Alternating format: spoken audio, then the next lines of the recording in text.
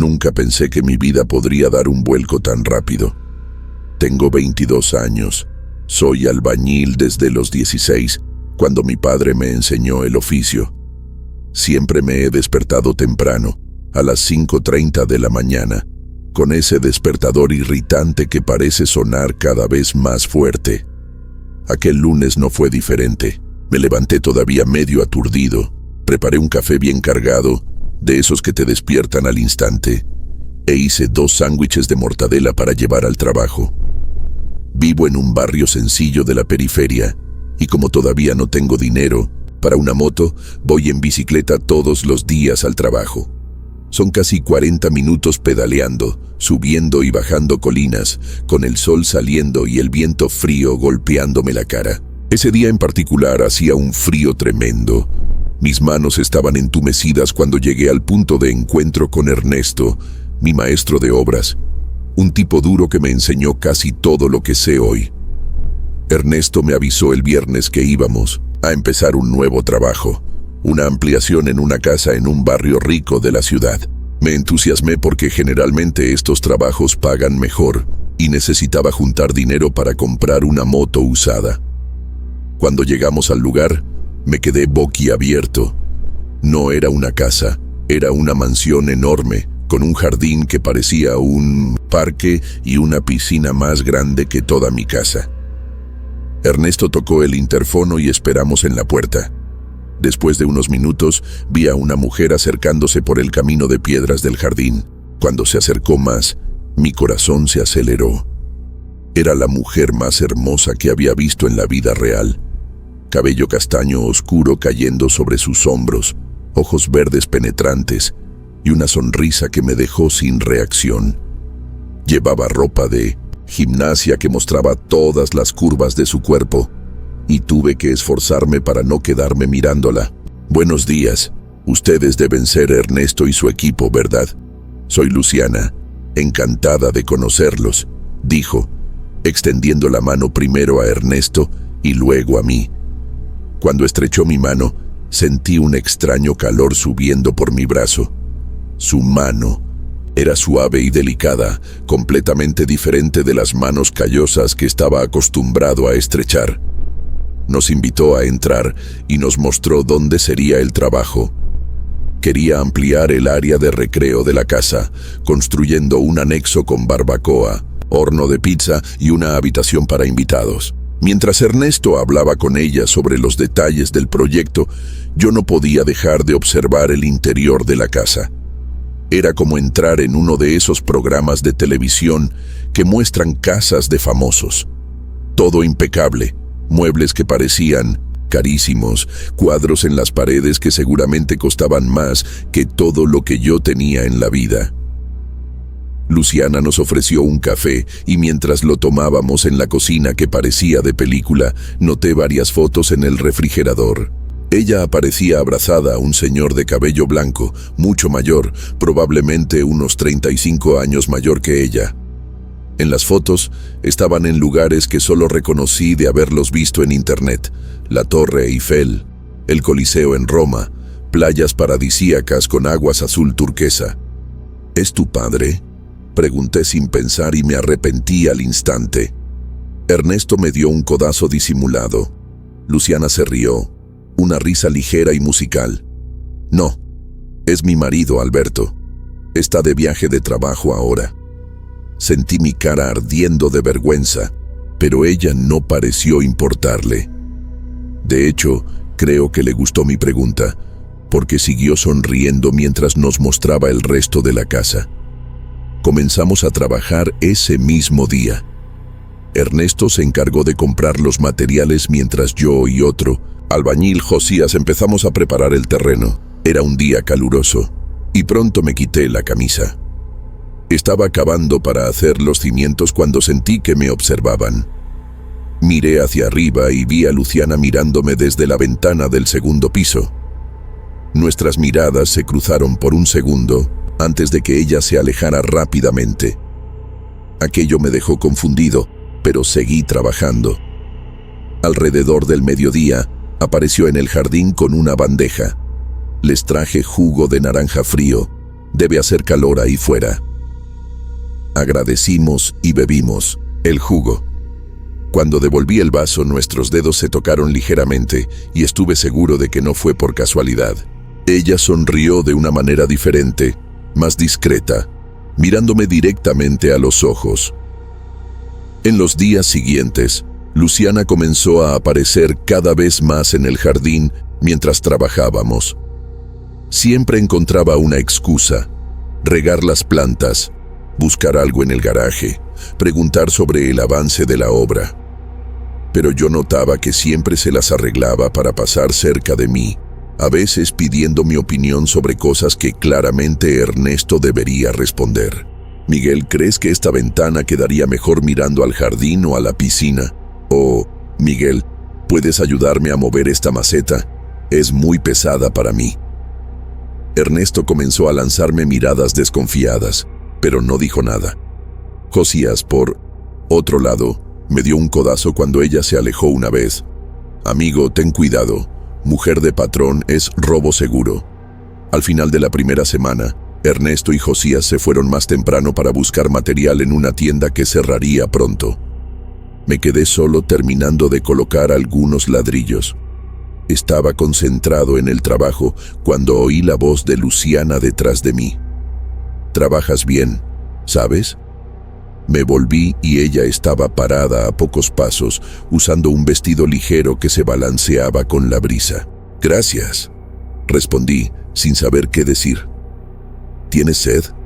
Tengo una limonada fría adentro». Dudé por un momento, pensando en lo que Josías había dicho, pero acabé aceptando.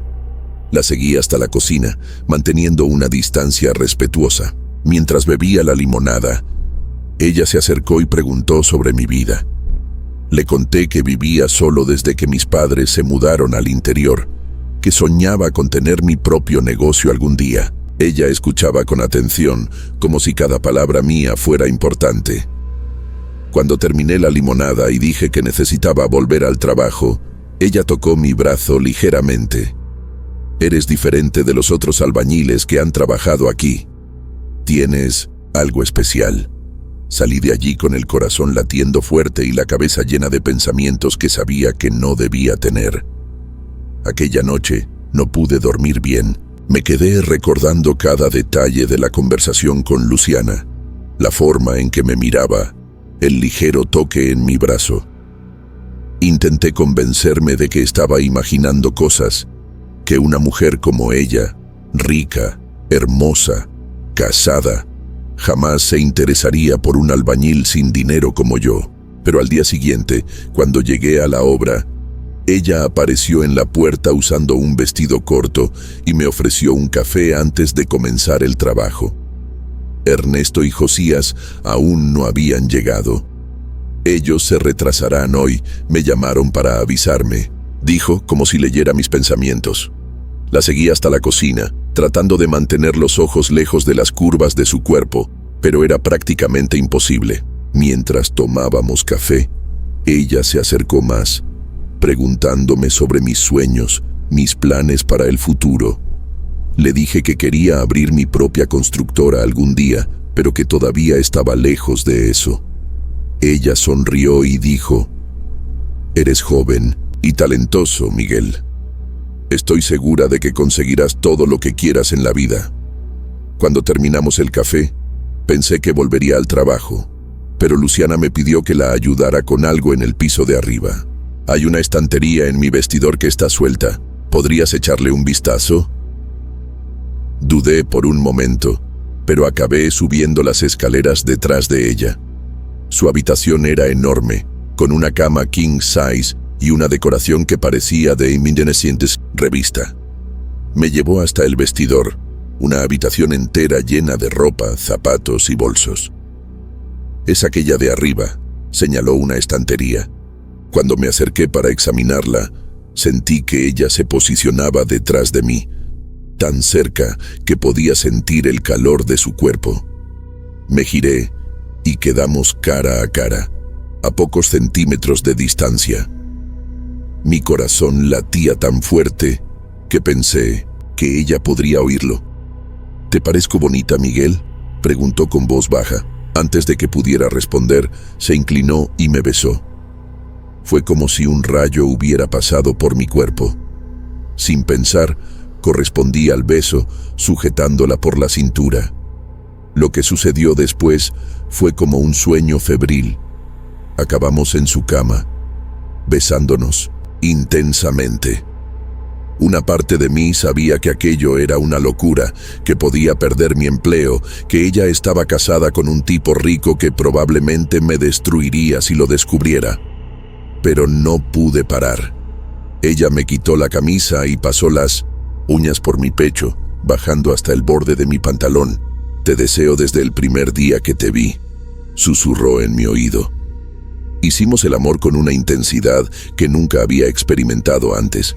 Era como si ella supiera exactamente qué hacer para volverme loco. En algún momento, cuando ella estaba encima de mí, noté un extraño tatuaje en su espalda, cerca de la nuca. Una especie de estrella invertida con una cabeza de cabra en el medio.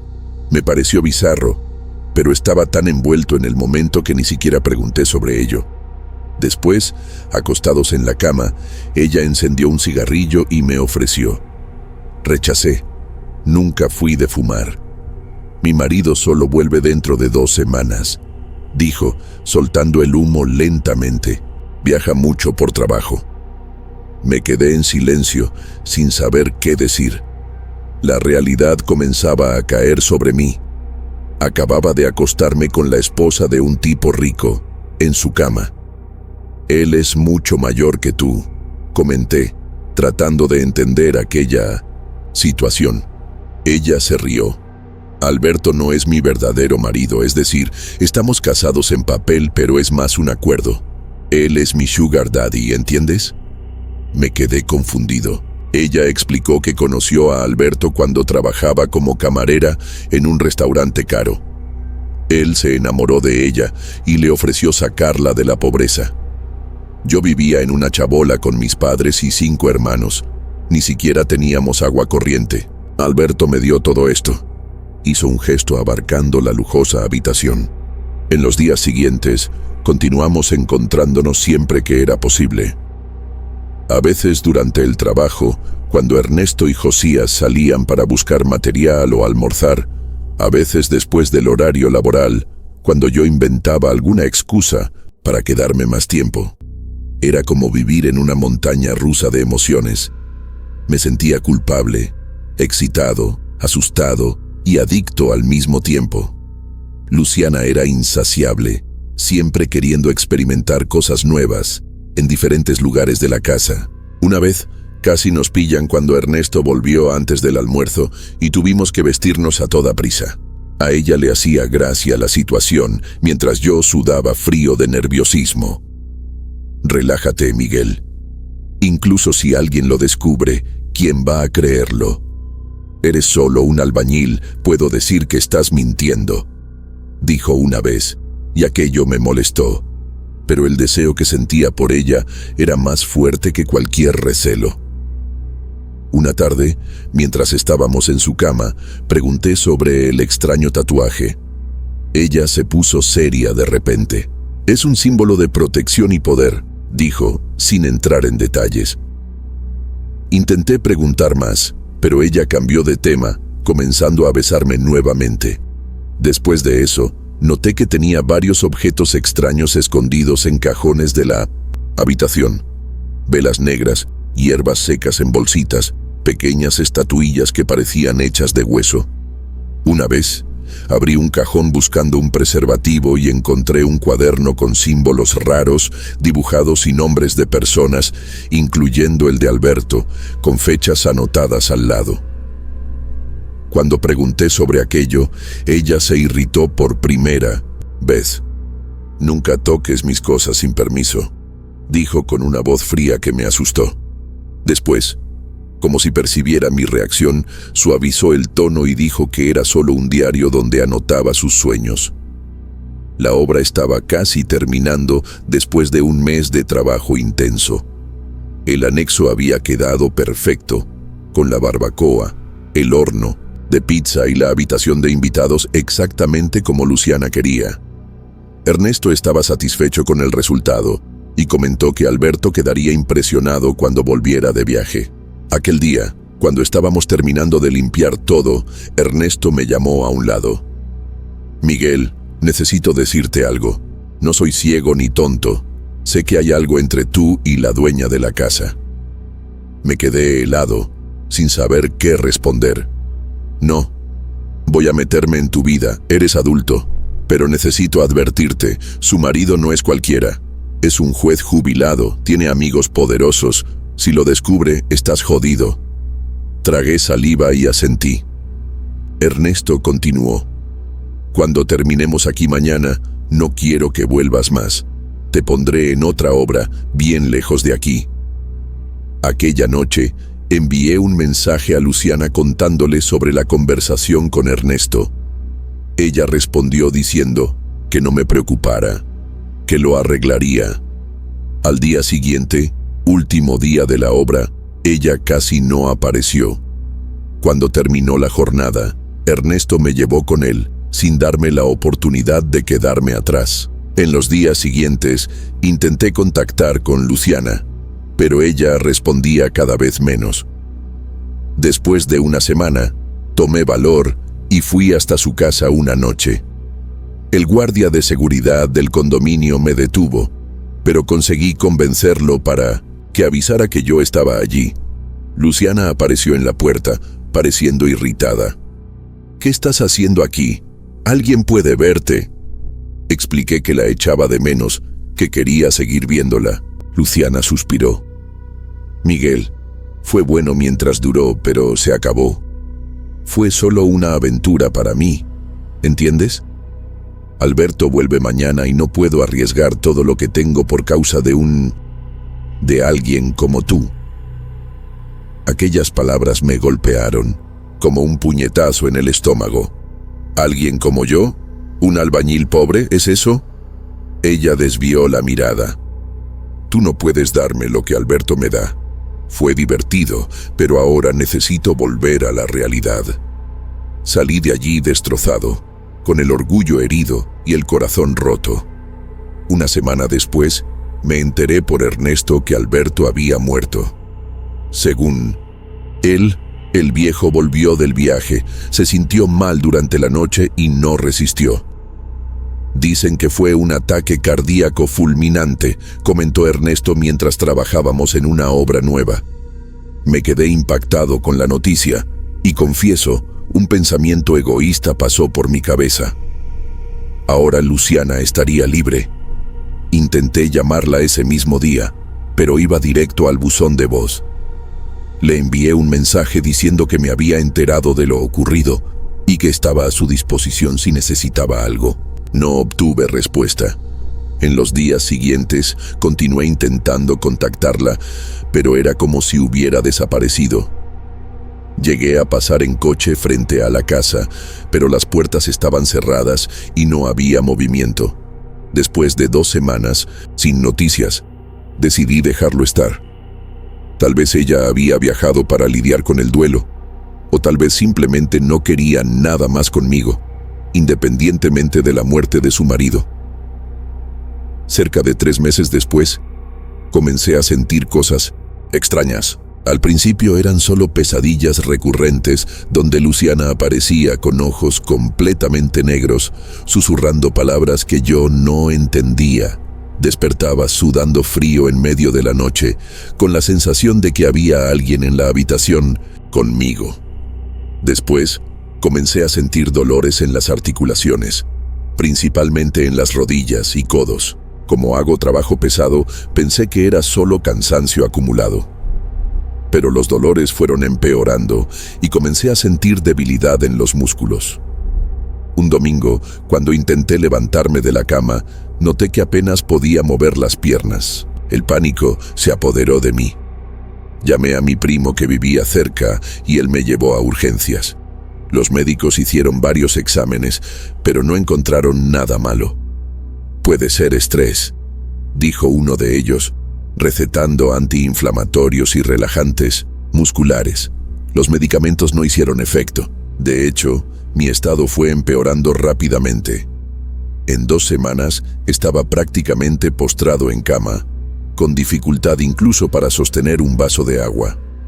Volví al hospital varias veces, me hicieron más exámenes, consulté especialistas, pero nadie conseguía diagnosticar lo que tenía. Un neurólogo sugirió que podría ser alguna enfermedad autoinmune rara y me derivó para más pruebas. Mientras tanto, las pesadillas con Luciana continuaban, cada vez más vívidas y perturbadoras. Una noche, soñé que ella estaba sentada a los pies de mi cama, sosteniendo un muñeco que se parecía a mí, clavando agujas en las piernas del muñeco. Desperté gritando, pero no podía moverme. Era como si mi cuerpo ya no me perteneciera. Mi madre, que había venido del interior para cuidarme, lloraba todos los días viendo mi estado deteriorarse sin explicación. Fue mi vecino, don Antonio, quien primero sugirió que podría ser algo sobrenatural. Era un señor mayor que siempre me saludaba cuando me veía salir para el trabajo. Vino a visitarme una tarde y se quedó observando mi estado. «Muchacho, esto no es una enfermedad natural. Parece cosa hecha», dijo, haciendo la señal de la cruz. Mi madre, que es católica, practicante, se horrorizó con la sugerencia.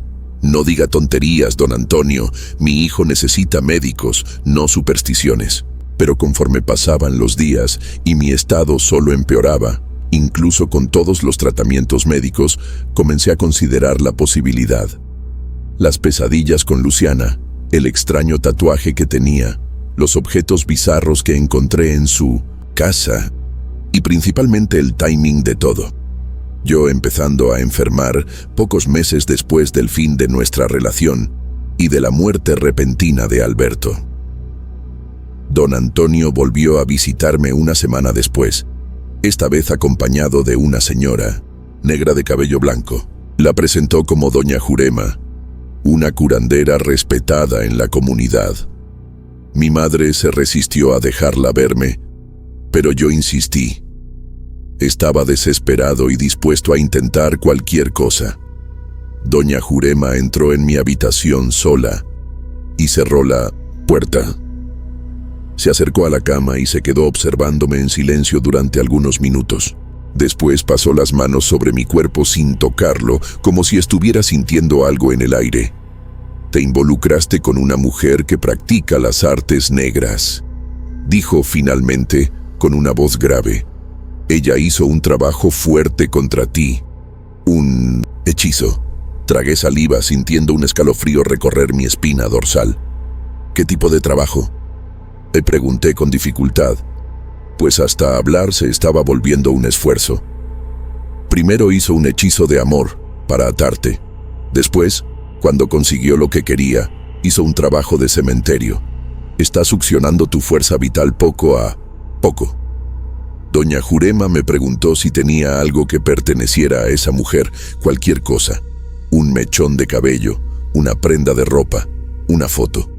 Recordé que tenía una selfie que nos tomamos juntos en mi celular. Se la mostré y doña Jurema se quedó mirando la imagen durante mucho tiempo. «Esta mujer tiene un pacto muy fuerte. Mira sus ojos, tienen un brillo que no es natural». Me preguntó sobre el tatuaje y le conté lo que había visto en la espalda de Luciana. Doña Jurema sacudió la cabeza, pareciendo preocupada. «Es el símbolo de una entidad muy peligrosa. Sacrificó a su marido para conseguir su fortuna y ahora está intentando deshacerse de ti porque sabes demasiado». Aquello me golpeó como un rayo. ¿Alberto no había muerto de un ataque cardíaco? ¿Y por qué querría deshacerse de mí? No, tenía sentido. «Ella está embarazada», dijo doña Jurema, como si leyera mis pensamientos. «Necesita eliminar cualquier conexión con el pasado antes de que nazca el niño». Doña Jurema dijo que podría intentar romper el hechizo, pero que sería peligroso. Cuando rompemos un trabajo de estos, la energía negativa vuelve a quien lo hizo, con fuerza triplicada. Yo estaba tan desesperado que no me importaron las consecuencias para Luciana. Solo quería librarme de aquella pesadilla, volver a caminar, a trabajar, a vivir. Doña Jurema volvió al día siguiente con una bolsa llena de hierbas, velas y otros objetos que no reconocí. Pidió que todos salieran de la casa y se quedó sola conmigo en la habitación. El ritual duró horas. Quemó hierbas, recitó oraciones en una lengua que no entendí. Pasó un líquido de olor fuerte por todo mi cuerpo. En determinado momento, sentí como si algo estuviera siendo arrancado de dentro de mí, un dolor agudo seguido de un alivio inmenso. Me desmayé durante el proceso y solo desperté a la mañana siguiente. Para mi sorpresa, conseguí mover los dedos de las manos y de los pies. La sensación de peso aplastante que sentía en el cuerpo había disminuido considerablemente. En los días siguientes fui mejorando gradualmente. Después de una semana ya podía sentarme en la cama solo. En un mes estaba caminando con ayuda de un bastón. Doña Jurema venía a visitarme regularmente, trayendo tés y haciendo rezos. En una de esas visitas le pregunté qué pasaría con Luciana. El mal que te hizo volverá a ella. La ley del retorno es implacable, respondió con una mirada seria. Pero no pienses en ella. Concéntrate en tu recuperación y agradece por estar vivo.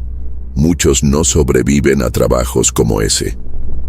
Intenté seguir su consejo, pero era imposible no pensar en Luciana, en el embarazo mencionado por doña Jurema. ¿Sería posible que el hijo fuera mío? ¿O sería de Alberto? ¿O de algún otro hombre al que engañó como hizo conmigo? 5 años han pasado desde aquellos eventos. Mi recuperación fue lenta y dolorosa. Durante casi un año necesité hacer fisioterapia intensiva para recuperar totalmente los movimientos. Los médicos nunca entendieron lo que me pasó. En los expedientes quedó registrado como síndrome neurológico idiopático con parálisis temporal. Volví a trabajar en la construcción, pero ahora como encargado de obras, ya no cargando peso o haciendo servicios que exigían mucho esfuerzo físico. Ernesto me ascendió después de que volví, reconociendo mi dedicación y conocimiento. Nunca le conté a él ni a nadie, excepto a mi madre, sobre la visita de doña Jurema y su explicación sobrenatural para mi enfermedad. Algunas cosas son demasiado difíciles de explicar para quien no las ha vivido.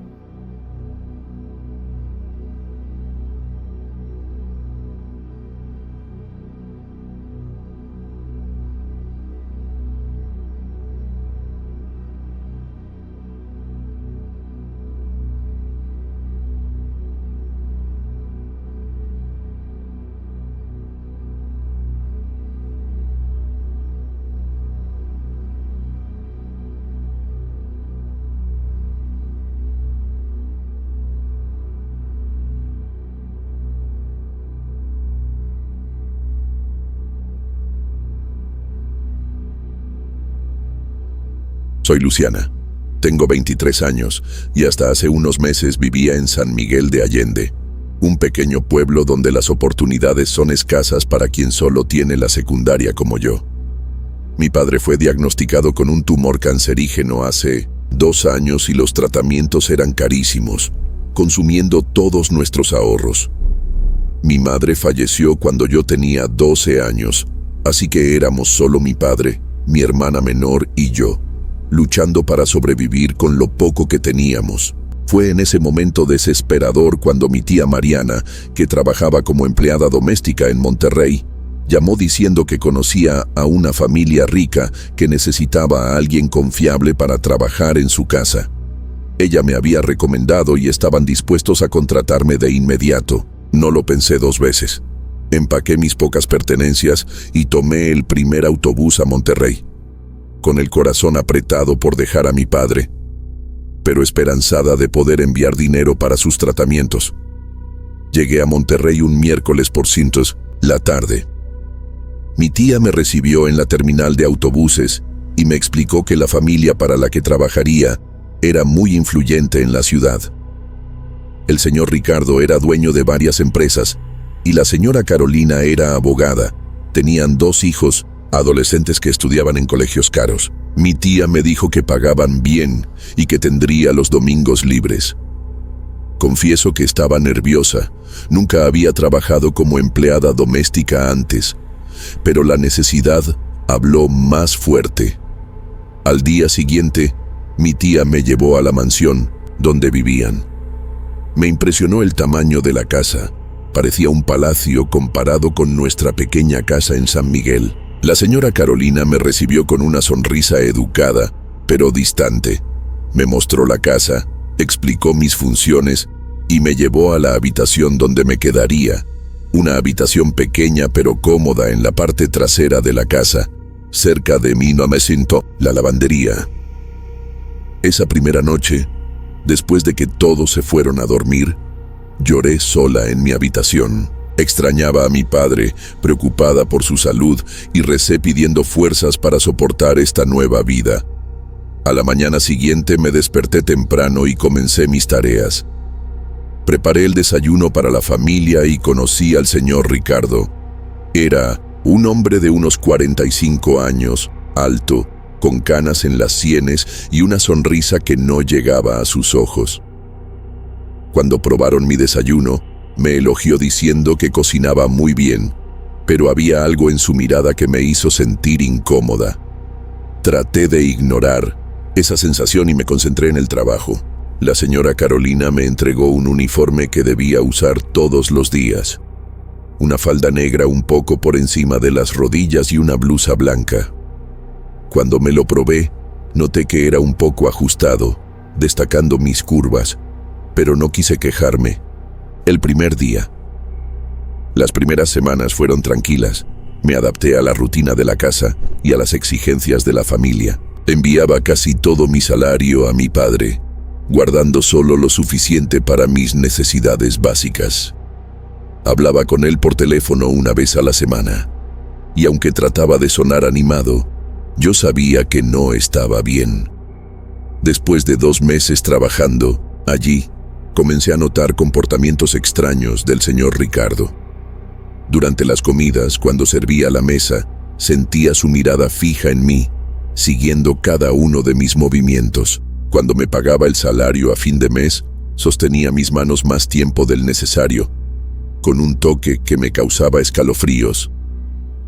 A veces, cuando estaba trabajando en el jardín, notaba que me observaba desde la ventana de su oficina.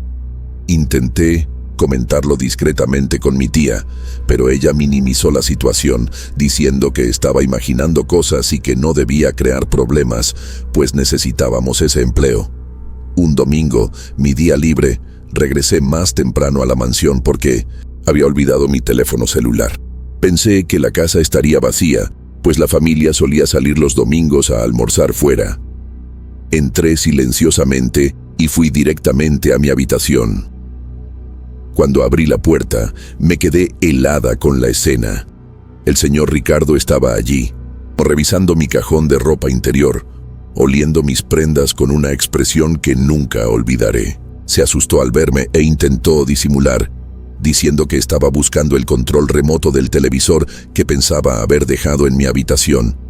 Era una excusa ridícula, pues no había televisor en mi habitación y él lo sabía. Salió rápidamente, murmurando disculpas, mientras yo temblaba de miedo y asco. Cerré la puerta con llave y me senté en la cama, tratando de procesar lo que acababa de ver. Mi corazón latía tan fuerte que parecía que iba a explotar. Unos minutos después, escuché golpes en mi puerta. Era él nuevamente. Dijo que necesitábamos hablar y que debía abrir la puerta. Reticente y con miedo, abrí una rendija, pero él empujó la puerta con fuerza y entró. Cerró la puerta tras de sí y se acercó a mí con una mirada que me heló el alma. Dijo que me deseaba desde el primer día, que no podía dejar de pensar en mí. Intenté retroceder, pero él agarró mis brazos con fuerza y trató de besarme. Luché, empujé, grité, pero él era mucho más fuerte. Logró tirarme en la cama y comenzó a levantar mi falda mientras tapaba mi boca con la otra mano. En ese momento, escuché voces y el ruido del portón de la casa abriéndose. La familia había regresado. Ricardo se detuvo inmediatamente, arregló su ropa y me miró con rabia. Dijo en voz baja: «Esto no ha terminado. Tienes dos opciones. Ser mi amante o irte ahora mismo. Piénsalo bien, tu familia necesita el dinero, ¿no es así?». Y salió de la habitación como si nada hubiera pasado. Pasé horas llorando, temblando, sin saber qué hacer. No podía contarle a mi tía, pues ella dependía de la recomendación de esta familia para mantener su propio empleo. No podía denunciarlo, pues sería mi palabra contra la de él, un hombre poderoso en la ciudad. Y realmente necesitaba el dinero para el tratamiento de mi padre. Esa noche no pude dormir. Por la mañana, cuando serví el desayuno, evité mirar a Ricardo. Él actuaba normalmente, como si nada hubiera sucedido. Después de que todos salieron, él regresó y entró en la cocina donde yo estaba lavando los platos. Se acercó por detrás y susurró en mi oído: «¿Ya decidiste?». En ese momento, tomé mi decisión. Dije que me iría, que no podía continuar allí. Él sonrió con desdén y dijo que era una tonta, pero que respetaba mi decisión. Cuando la señora Carolina regresó, Ricardo inventó que mi padre había empeorado y que necesitaba volver urgentemente a casa. Ella pareció creerlo e incluso se mostró comprensiva. Ricardo me dio 5,000 pesos, mucho más de lo que me debía, probablemente para comprar mi silencio, y dijo que llamaría a un taxi para llevarme a la terminal. No le conté nada a mi tía. Solo dije que extrañaba mucho a mi padre y quería volver para cuidarlo. Cuando regresé a mi pueblo, encontré a mi padre mucho peor de lo que imaginaba. Había adelgazado tanto que apenas lo reconocí y pasaba la mayor parte del tiempo acostado, sin fuerzas para levantarse. Los 5,000 pesos que Ricardo me dio ayudaron a comprar algunos medicamentos y pagar una consulta con un médico mejor, pero era solo una gota en el océano de lo que necesitábamos. Mi hermana había conseguido un trabajo como camarera, pero ganaba muy poco. En las semanas siguientes no pude dormir bien. Cada vez que cerraba los ojos, veía el rostro de Ricardo acercándose, sentía sus manos agarrándome. Me despertaba gritando en medio de la noche, cubierta de sudor frío. Mi hermana notó que algo estaba mal, pero no podía contarle lo que había sucedido. ¿Cómo explicar que huí de un empleo que podría salvar a nuestro padre porque el patrón intentó abusar de mí? Ella pensaría que debería haberlo soportado, que el dinero era más importante. Tal vez tendría razón. Esa duda me corroía por dentro, junto con el miedo, la rabia y la vergüenza. Un mes después de volver a casa, mi hermana llegó entusiasmada diciendo que había oído hablar de un hombre en un pueblo vecino que trataba el cáncer con hierbas medicinales y que había curado a muchas personas. Yo estaba escéptica, pero demasiado desesperada para ignorar cualquier posibilidad. Juntamos el poco dinero que teníamos y llevamos a nuestro padre a conocer a este hombre. Nos recibió en una casa sencilla, llena de plantas secas colgadas del techo y frascos con líquidos de colores en los estantes. Examinó a mi padre, miró sus ojos, palpó su abdomen y sacudió la cabeza. Dijo que el cáncer estaba muy avanzado y que sus hierbas podrían aliviar el dolor, pero no curarlo. Nos vendió algunos tés y pomadas, pero fue honesto al decir que necesitábamos medicina moderna para tener alguna posibilidad. Volvimos a casa aún más desesperados. Esa noche, mientras mi padre dormía bajo el efecto de los analgésicos, mi hermana mencionó que una amiga suya había consultado a una curandera en Monterrey que era conocida por hacer milagros. Dijo que esta mujer no cobraba mucho y que tal vez valdría la pena intentarlo. Yo no quería volver a Monterrey, el miedo de encontrarme con Ricardo me paralizaba, pero por mi padre, enfrentaría hasta al diablo. La semana siguiente, tomamos un autobús a Monterrey. Mi hermana había anotado la dirección de la curandera, que estaba en un barrio pobre en las afueras de la ciudad. Llegamos a una casa pequeña con un letrero en la puerta que decía Doña Mercedes, curandera y vidente. Una señora de unos 60 años, de cabello gris y piel morena marcada por el tiempo, nos recibió. Sus ojos oscuros parecían penetrar mi alma cuando me miró. Le expliqué sobre la enfermedad de mi padre, mostrándole los exámenes que teníamos. Ella los examinó cuidadosamente y luego cerró los ojos, como si estuviera concentrándose. Cuando los abrió, dijo que el cáncer estaba muy avanzado y que no podría curarlo completamente, pero que conocía rituales que podrían darle más tiempo y aliviar su sufrimiento. Mientras hablaba sobre mi padre, noté que me observaba intensamente, como si estuviera viendo algo más allá de mi apariencia física. De repente tomó mi mano y dijo: «Cargas un peso muy grande, hija. No es solo la enfermedad de tu padre lo que te aflige, hay una sombra oscura siguiéndote». Me quedé paralizada. ¿Cómo podía saberlo? No le había contado a nadie sobre lo que pasó con Ricardo. Mis ojos se llenaron de lágrimas y, sin que pudiera controlarlo, comencé a llorar compulsivamente. Mi hermana, sorprendida por mi reacción, preguntó qué estaba pasando. Entre sollozos, conté todo. El comportamiento de Ricardo, el día que lo encontré en mi habitación, el intento de abuso, mi huida.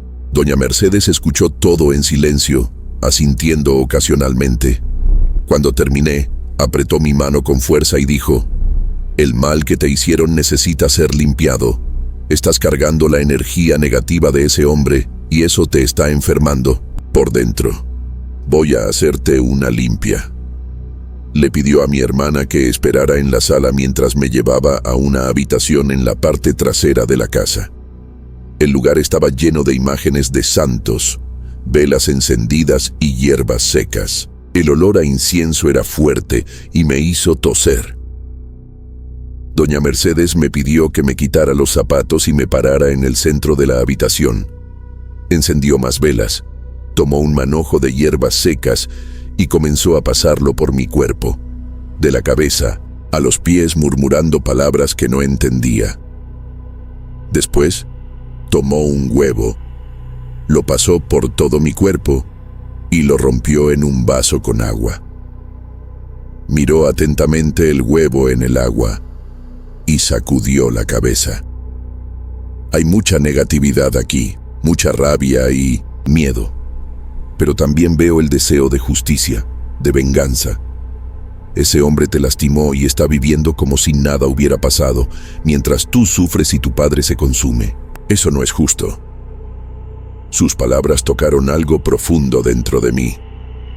Era exactamente como me sentía, injusticiada, impotente, con rabia. Continuó con la limpia, rociándome con un líquido que olía a hierbas y alcohol, y luego encendió un puro y sopló el humo a mi alrededor. Cuando terminó, me sentí extrañamente más ligera, como si un peso hubiera sido quitado de mis hombros. Pero algo nuevo surgió en su lugar, una determinación fría y calculadora. Volvimos a casa con algunos remedios caseros que doña Mercedes preparó para mi padre. Parecían aliviar un poco su dolor, pero era evidente que necesitaba tratamiento médico adecuado. En las semanas siguientes, noté un cambio en mí. La ansiedad y el miedo que me atormentaban desde el incidente con Ricardo fueron reemplazados por una rabia fría y un deseo creciente de venganza. No podía dejar de pensar que él continuaba su vida normalmente, rico y poderoso, mientras mi padre moría lentamente por falta de dinero para un tratamiento adecuado. Una noche, mientras observaba a mi padre dormir, con la respiración difícil y el rostro contorsionado de dolor incluso bajo el efecto de los analgésicos, tomé una decisión. Ricardo pagaría por el tratamiento de mi padre, quisiera él o no. No sería por caridad o bondad, sino porque yo lo haría pagar. Tomé el teléfono y llamé a doña Mercedes. Cuando contestó, dije sin rodeos: necesito tu ayuda para vengarme de un hombre y hacer que pague por el tratamiento de mi padre. Hubo un silencio del otro lado de la línea y por un momento pensé que había colgado. Entonces, su voz grave respondió: ven a verme mañana, sola.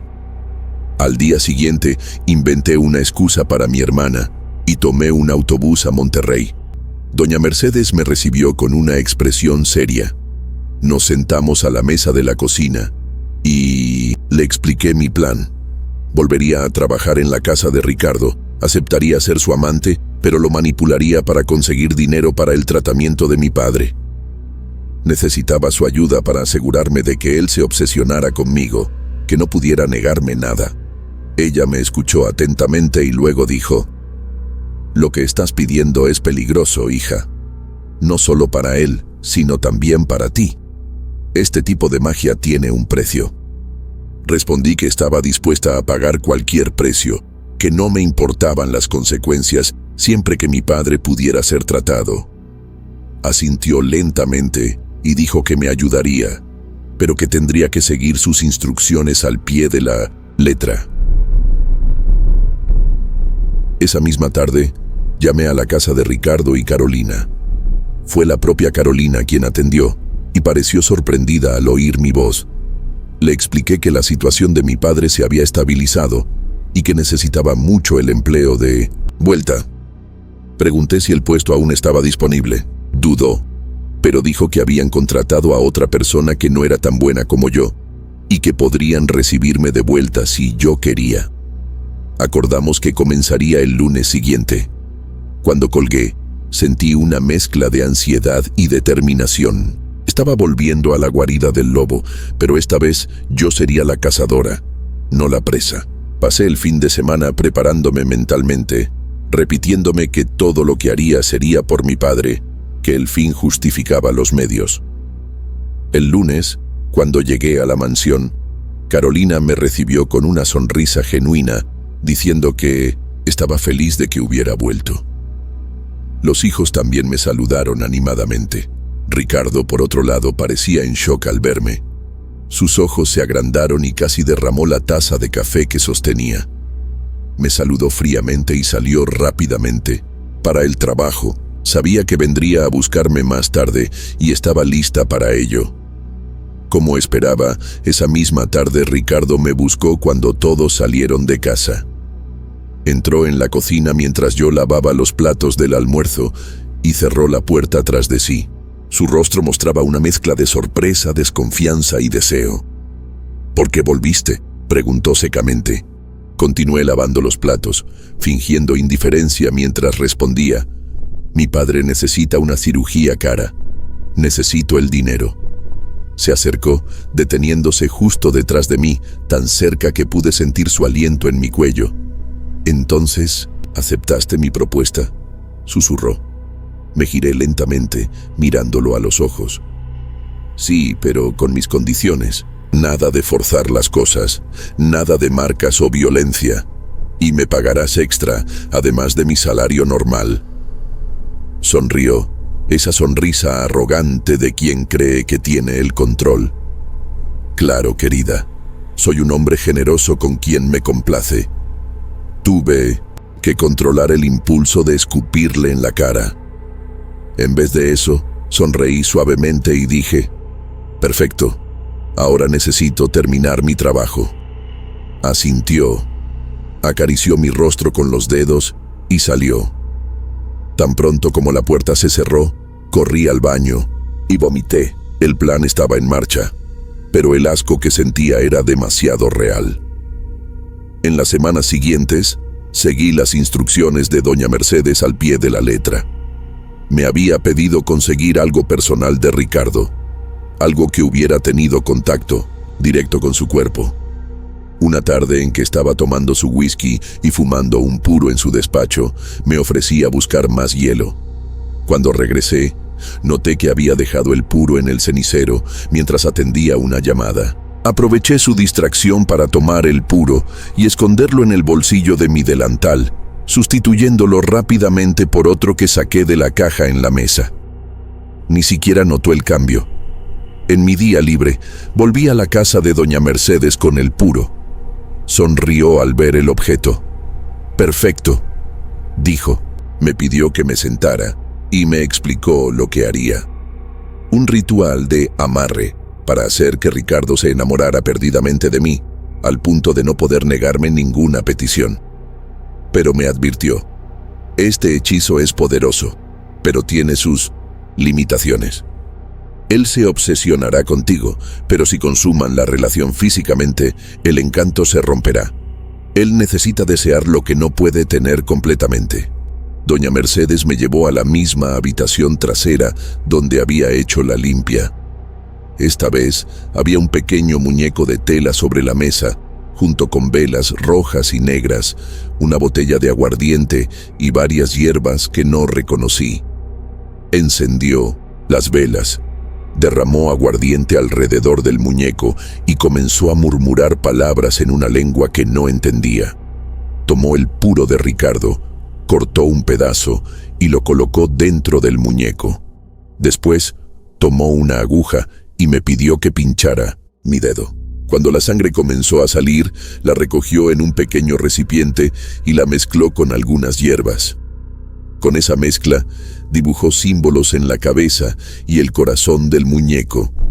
Durante todo el ritual, repetía el nombre completo de Ricardo y el mío, entrelazándolos de alguna forma.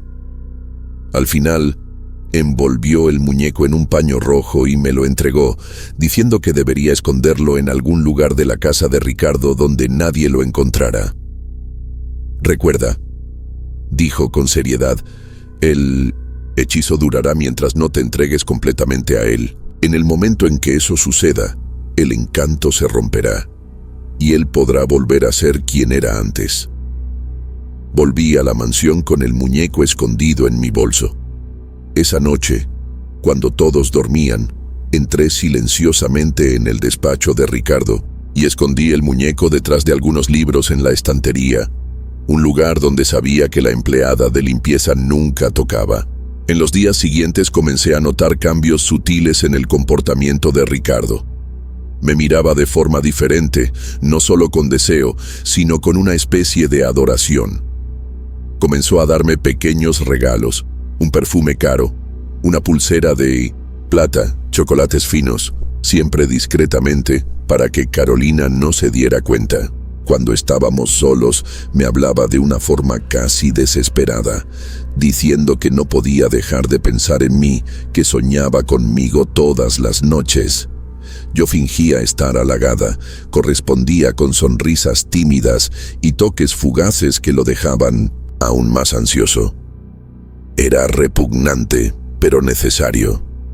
Cada vez que tenía que fingir interés por él, recordaba el rostro sufriente de mi padre y encontraba fuerzas para continuar.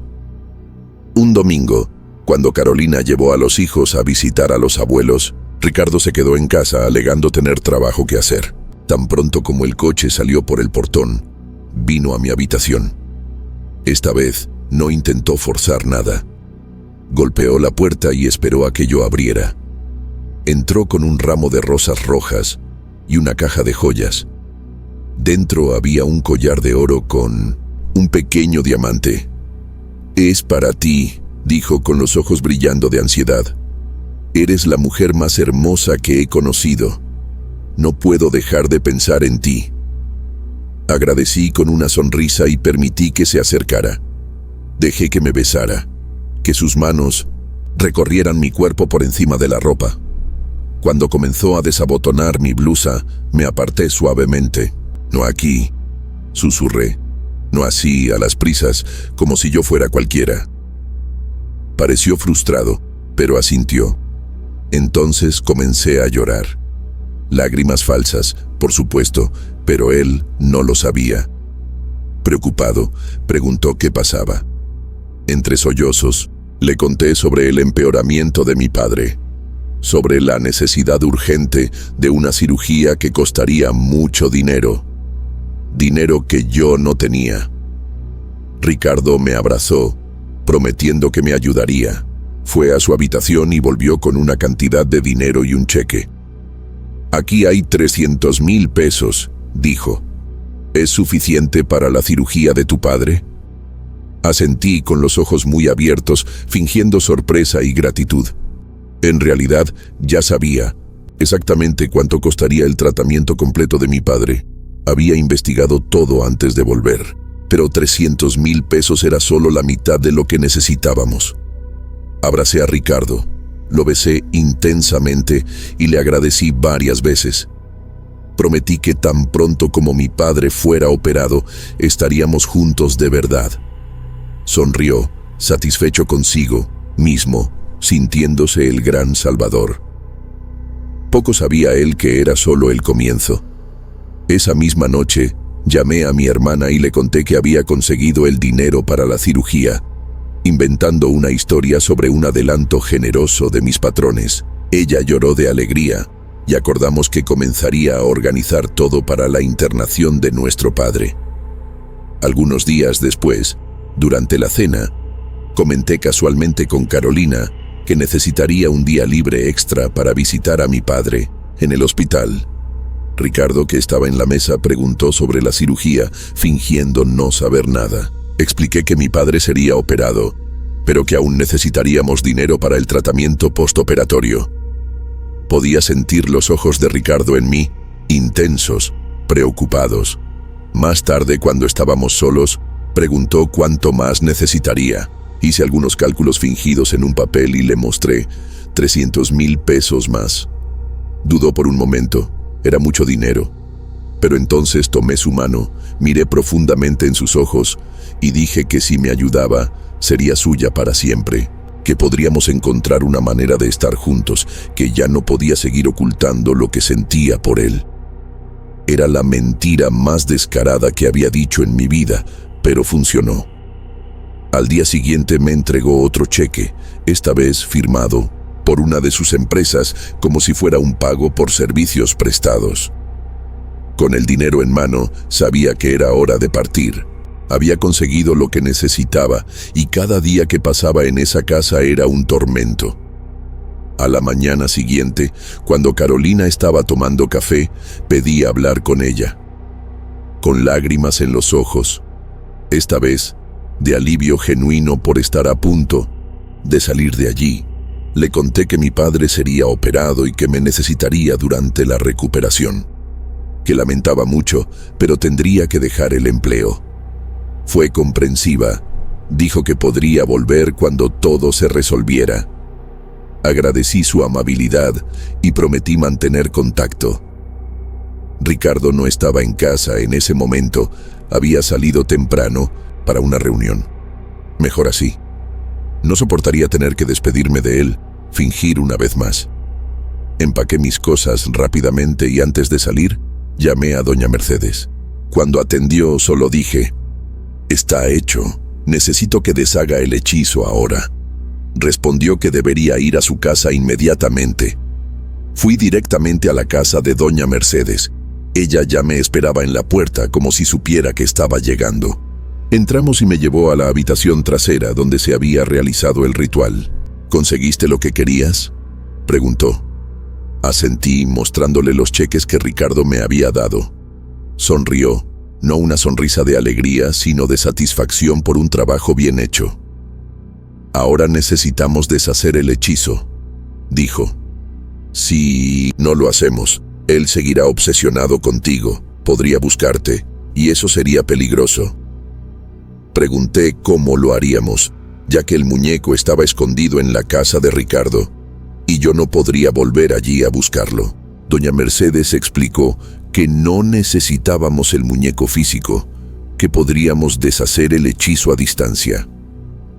Me pidió que me sentara en el centro de la habitación, encendió algunas velas negras y comenzó a murmurar palabras en una lengua extraña, mientras quemaba hierbas que producían un humo denso y aromático.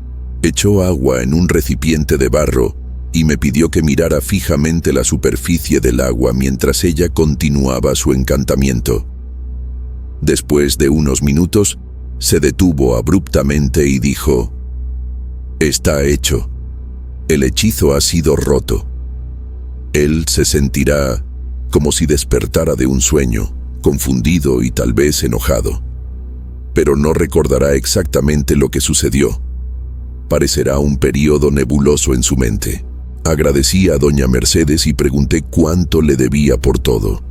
Ella rechazó el dinero, diciendo que ya había sido pagada con la energía del ritual. Antes de despedirme, sujetó mi brazo con fuerza y me miró a los ojos. «Hija, usaste magia para vengarte de un hombre que te hizo daño. No voy a juzgarte, cada uno hace lo que necesita para sobrevivir en este mundo cruel. Pero recuerda, todo lo que enviamos regresa a nosotros de una forma u otra. No estoy diciendo que serás castigada, pero esta experiencia te acompañará para siempre. Usa el dinero para salvar a tu padre y después trata de encontrar paz». Sus palabras me impactaron profundamente. Hasta ese momento, estaba tan enfocada en mi venganza, en la necesidad de conseguir el dinero, que no había pensado en el después. ¿Cómo viviría con lo que había hecho? No me arrepentía de haber extorsionado a Ricardo. Él lo merecía, pero usar magia, manipular sentimientos, incluso de un hombre tan despreciable, eso me incomodaba. Regresé a San Miguel de Allende esa misma noche. Cuando llegué a casa, mi hermana me recibió con un abrazo apretado. Mi padre estaba durmiendo, más delgado y pálido que nunca. Le mostré el dinero y los cheques, y ella lloró de alegría. Al día siguiente, fuimos al hospital en la ciudad grande más cercana y programamos la cirugía de mi padre. El médico fue honesto. El cáncer estaba muy avanzado, pero la cirugía podría darle más tiempo y calidad de vida. Usamos parte del dinero para pagar el hospital y los médicos, y guardamos el resto para el tratamiento postoperatorio y medicamentos. La cirugía fue un éxito, y en las semanas siguientes mi padre comenzó a recuperarse lentamente. El color volvió a su rostro. Podía comer mejor, incluso sonreír a veces. Verlo así hizo que toda la pesadilla que pasé pareciera valer la pena. Pero por la noche, cuando cerraba los ojos, aún veía el rostro de Ricardo. Sentía sus manos sobre mí y despertaba sudando frío. Sabía que necesitaba alejarme, comenzar una nueva vida lejos de allí. Con el dinero que sobró del tratamiento de mi padre, comencé a planear nuestra mudanza. Siempre tuve el sueño de vivir en Canadá, un país que parecía tan distante y diferente de la realidad que conocía. Investigué sobre visas, costo de vida, posibilidades de trabajo. No sería fácil, pero con el dinero que tenía, podríamos comenzar una nueva vida allí, lejos de todos esos recuerdos dolorosos. Mi hermana pensó que la idea era una locura al principio, pero cuando le expliqué que sería mejor para la salud de nuestro padre, que el sistema de salud allí era excelente, estuvo de acuerdo. Comenzamos el proceso de solicitud de visas, vendimos lo poco que teníamos en San Miguel y, 6 meses después de la cirugía de mi padre, abordamos un avión rumbo a Toronto. Fue aterrador y emocionante al mismo tiempo. Ninguno de nosotros hablaba bien inglés, solo lo básico que yo había aprendido en la escuela, pero estábamos decididos a empezar de nuevo. Los primeros meses en Canadá fueron difíciles. El frío era intenso, el idioma era una barrera, y extrañábamos nuestra cultura, nuestra comida. Pero poco a poco nos fuimos adaptando. Alquilé un pequeño apartamento en un barrio de inmigrantes, donde encontramos otras familias latinas que nos ayudaron a establecernos. Conseguí un trabajo como ayudante de cocina en un restaurante mexicano. Mi hermana comenzó a trabajar como niñera para una familia colombiana, y mi padre, ya sintiéndose mejor, cuidaba la casa y hacía pequeñas artesanías para vender. El dinero era ajustado, pero estábamos juntos y seguros. Lo más importante, mi padre continuaba su tratamiento en un hospital público sin costar nada más que los impuestos que pagábamos. A veces, Cuando estábamos todos reunidos en la sala de nuestro pequeño apartamento, viendo televisión o simplemente conversando, los miraba y sentía una paz que no había conocido en mucho tiempo. Lo habíamos logrado. Estábamos reconstruyendo nuestras vidas. Nunca más tuve noticias de Ricardo o de la familia para la que trabajé. Bloqueé el número de mi tía y le pedí que no le contara a nadie a dónde habíamos ido, no por miedo a Ricardo. El hechizo había sido deshecho y probablemente estaba demasiado confundido para entender lo que había sucedido, sino porque quería cortar todos los lazos con aquel periodo de mi vida. Sin embargo, a veces, en 1980, momentos inesperados, recuerdos de aquellos días volvían como destellos. La mirada de Ricardo, el olor de la casa de doña Mercedes, el peso de los cheques en mis manos. En esos momentos me preguntaba si había hecho lo correcto. No me arrepentía de haber conseguido el dinero para salvar a mi padre. Nunca me arrepentiría de eso, pero la forma en que lo hice, usar magia, manipular sentimientos, incluso de un hombre que intentó abusar de mí, parecía incorrecto de alguna manera. Doña Mercedes tenía razón. Esta experiencia me acompañaría para siempre. Han pasado 3 años desde entonces. Mi padre falleció pacíficamente hace 6 meses. El cáncer finalmente venció, pero gracias al tratamiento que pudimos pagar, tuvo 3 años más de vida, con dignidad y comodidad. Mi hermana está en la universidad ahora, estudiando enfermería, y yo logré abrir un pequeño café que sirve comida mexicana auténtica. Estamos construyendo una vida aquí, paso a paso. A veces cuando estoy sola en el café, después de cerrar, pienso en todo lo que sucedió. Pienso en Ricardo y me pregunto si alguna vez entendió lo que hice. Si recuerda cómo me trató, cómo intentó abusar de mí y luego cómo dio todo ese dinero sin cuestionar. Una parte de mí espera que sí, que se haya dado cuenta de que pagó por sus pecados. Otra parte espera que nunca lo entienda, que viva para siempre con esa confusión en la mente, esa sensación de que algo importante sucedió, pero sin poder recordar exactamente qué. Nunca le conté esta historia a nadie hasta ahora. Ni siquiera mi hermana sabe la verdad sobre cómo conseguí el dinero para el tratamiento de nuestro padre. Para ella, fue un adelanto generoso de mis patrones, conmovidos por nuestra situación. Es mejor así. Algunas historias son demasiado pesadas para compartir, incluso con las personas que amamos. Escribo esto ahora, anónimamente, porque necesito quitarme este peso del pecho. Necesito que alguien sepa lo que sucedió, aunque nunca sepan quién soy. No me enorgullezco de todo lo que hice, pero tampoco me arrepiento. En un mundo donde hombres poderosos como Ricardo abusan de mujeres vulnerables y quedan impunes, a veces necesitamos crear nuestra propia justicia. Él nunca fue arrestado, nunca enfrentó un tribunal, nunca tuvo que explicar sus acciones a nadie, pero pagó con dinero, sí, pero también con su cordura por un tiempo. ¿Y yo? Yo pagué con pedazos de mi alma que nunca recuperaré. Pero mi padre tuvo 3 años más de vida, y eso, para mí, valió cada pedazo.